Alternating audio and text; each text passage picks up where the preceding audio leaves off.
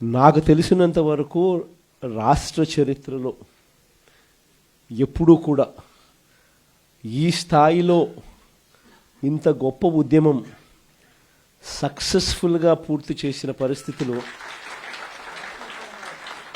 బహుశా దేశ చరిత్రలో ఎప్పుడూ కూడా బహుశా చూసి ఉండకపోవచ్చు.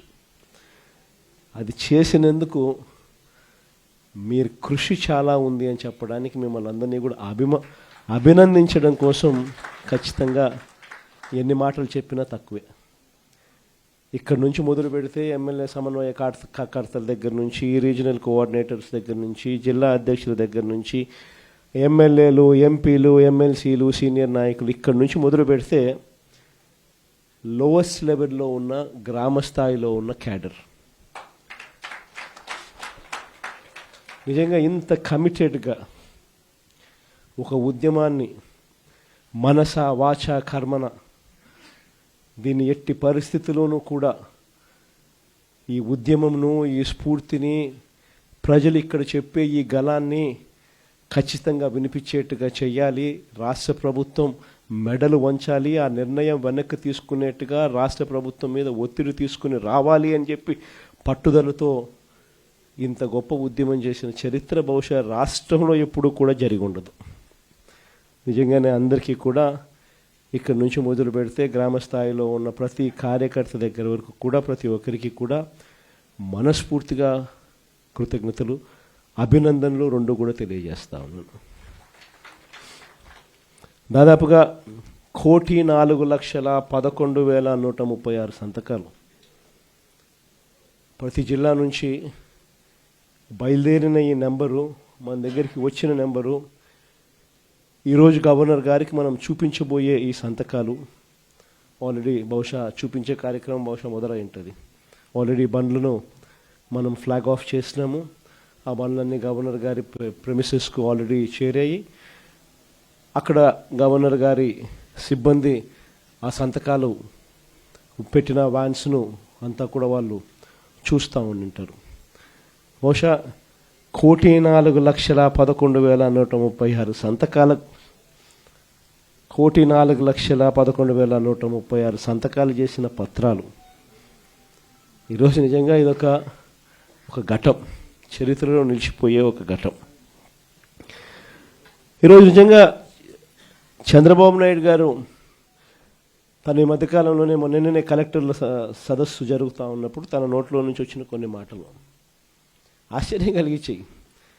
ప్రజల్లో గ్రాఫ్ చాలా పడిపోతూ ఉంది, దానికి కారణం కలెక్టర్ల పనితీరు సరిగ్గా లేదు అని చెప్పే పరిస్థితిలో చెప్తా ఉన్నాడు. పొద్దున పేపర్ చదివితే అయ్యో అని మొత్తుకున్నట్టు. కలెక్టర్ల గ్రాఫ్ బాగలేక కాదు స్వామి, నీ గ్రాఫ్ బాగలేక పడిపోతా ఉంది, నీదేనే నీకు అర్థం కావడంలా.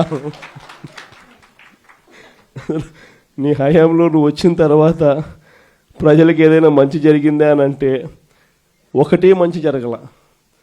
చంద్రబాబు నాయుడు గారు ఈ 18 నెలల కాలంలో, దాదాపు 18 నెలలే ఉంది, ఈ బడ్జెట్ వస్తే మూడో బడ్జెట్ ప్రవేశపెడతా ఉన్నాడు.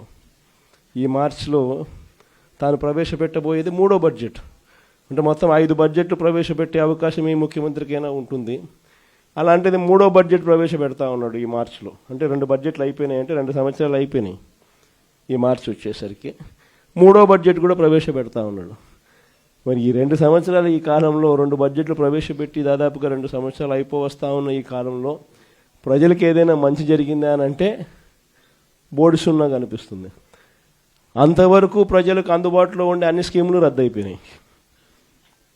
మన ప్రభుత్వ హయాంలో టెన్షన్గా ప్రతి నెల, బహుశా ఏ ప్రభుత్వంలో ఎప్పుడు జరిగిండదేమో, ఏ నెల ఏ స్కీమ్ ఇవ్వబోతున్నాము, ఏ నెల ఏ బటన్ నొక్కబోతున్నాము అని చెప్పి ముందుగానే ప్రజలకి క్యాలెండర్ ఇచ్చి ఆ క్యాలెండర్ను అమలు చేసిన పరిస్థితి బహుశా దేశ చరిత్రలో ఎక్కడ కూడా బహుశా జరిగిండదు. అలాంటి మన పాలన చూసి చంద్రబాబు నాయుడు గారు అవన్నీ చేయడమే కాకుండా, ఏముంది జగన్ చేసే పని ఎవడైనా చేయొచ్చు, ఇంట్లో ముసలోళ్ళైనా చేయొచ్చు అని చెప్పి అన్నాడు.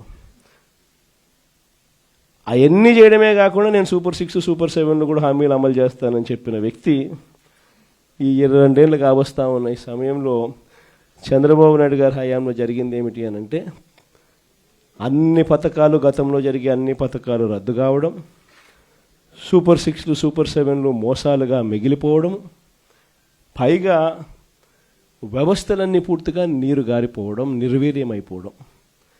ఈ మూడు చూసాం మనం. అందుకే చంద్రబాబు నాయుడు గ్రాఫ్ ఈరోజు ఎంత లేపినా కూడా గ్రాఫ్ లేయడంలా పైకి. ఎందుకంటే అన్ని అబద్ధాలు, అన్ని మోసాలు అని చెప్పి ప్రజలకు అర్థమైపోతూ ఉంది, కనిపిస్తూ ఉంది. కాబట్టి అసలు మొట్టమొదటిసారిగా వ్యవస్థలన్నీ కూడా కుప్పకూలిపోయిన పరిస్థితి చూస్తూ ఉన్నాం. ప్రజలకు సంబంధించిన ఆరోగ్యశ్రీ తెరమరుగైపోతూ ఉంది. ప్రజలకు సంబంధించిన ఫీజు రీయింబర్స్మెంట్, పిల్లలకు సంబంధించిన ఫీజు రీయింబర్స్ బకాయిలతో పిల్లలు చదువులు ఆగిపోతూ ఉన్నాయి. ఏ రైతుకు గిట్టుబాటు ధరలు రాని పరిస్థితి. సూపర్ 6 సూపర్ 7తో అన్ని రకాలుగా మోసాలు. సో మొత్తం ప్రభుత్వం అన్నది ఎందుకుంది అనేది ఒకసారి గమనిస్తే కొన్ని ఆశ్చర్యకరమైన విషయాలు కనిపిస్తాయి. నాకు కూడా ఒక్కొక్కసారి, మీ అందరికీ కూడా ఎప్పుడన్నా అనిపించుంటుంది, ప్రపంచం దేశమంతా చూస్తూ ఉన్నాం, అన్ని రాష్ట్రాలు చూస్తూ ఉన్నాం, ప్రభుత్వం స్కూల్ ఎందుకు నడుపుతుందో ఎప్పుడన్నా ఆలోచన వచ్చిందా మీకు?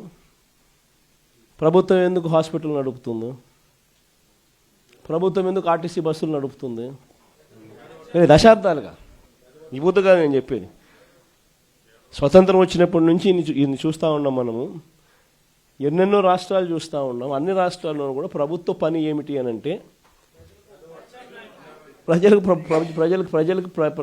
ప్రభుత్వ పని ఏమిటి అని అంటే, ఒకవేళ ప్రభుత్వమే స్కూళ్ళు నడపకపోతే, ప్రభుత్వమే ఒకవేళ హాస్పిటల్ నడపకపోతే, ప్రభుత్వమే ఒకవేళ ఆర్టీసీ బస్సులు నడపకపోతే జరిగేదేమిటి? ప్రైవేట్ ఎక్స్‌ప్లాయిటేషన్ అన్నది దోచేసే కార్యక్రమం జరుగుతుంది. పేద మధ్యతరగతి ప్రజలు పూర్తిగా కూడా ఏది కూడా విద్య కానీ, వైద్యం కానీ, పబ్లిక్ ట్రాన్స్పోర్ట్ కానీ ఇవేవి కూడా ప్రజలకు అందుబాటులో లేకుండా పోయే పరిస్థితి ఉంటుంది. వాటికి చెక్ పెట్టడం కోసం ప్రభుత్వం ఇవన్నీ కూడా తాను ఇన్వాల్వ్ అయి తాను నడిపే కార్యక్రమం చేస్తుంది. ఇది మనకు అందరికీ కూడా కనిపించే విషయాలు.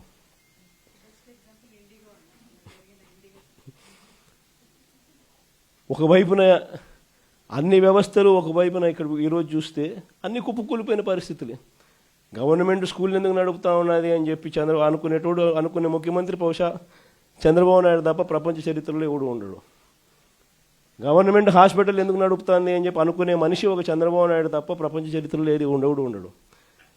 మనం ఉన్నాం కాబట్టి ఆర్టీసీ కనీసం బతికింది. కార్మికులందరినీ గవర్నమెంట్లో విలీనం చేశాం కాబట్టి.